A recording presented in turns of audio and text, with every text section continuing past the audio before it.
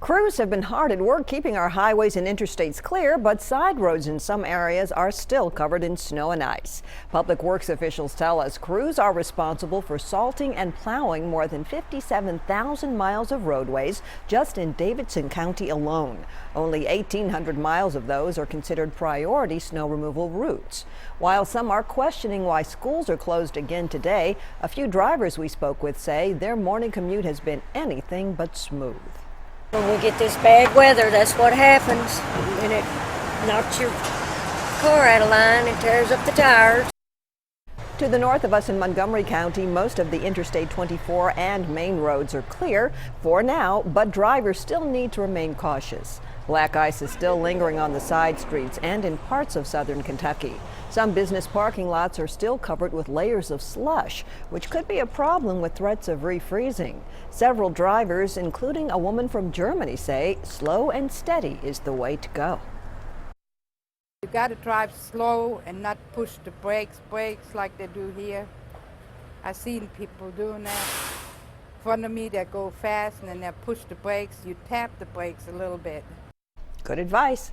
Less than an inch of snow in the D.C. area triggered a traffic nightmare last night, but this is just a precursor to a huge blizzard that's predicted to hit the area tomorrow and into the weekend. Craig Boswell shows us how the nation's capital is getting ready. Hundreds of crashes across the D.C. metropolitan area made last night's commute nearly impossible. Backups lasted late into the night. The cause, just an inch of snow that froze over. It is crazy out here. I know it seems like just a little snow, but it is really, really slick out here. It was a little better this morning, but not much. Truck drivers who had reached their shift limits had to pull over, blocking lanes of some highways. I left Fort Bragg, North Carolina at 12 hours ago at 7. Got into traffic here.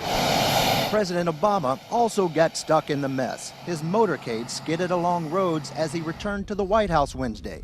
And last night's dusting is nothing compared to what's ahead. A major winter storm that could drop 2 feet of snow on the city over the next couple of days. The mayor of D.C. apologized for Wednesday night's debacle and says the city is ready for the next storm with 40,000 tons of salt, 800 workers, and about 500 plows. I've lived in D.C. most of my life, and I don't know that I have lived through a forecast like this. It's an extremely large storm.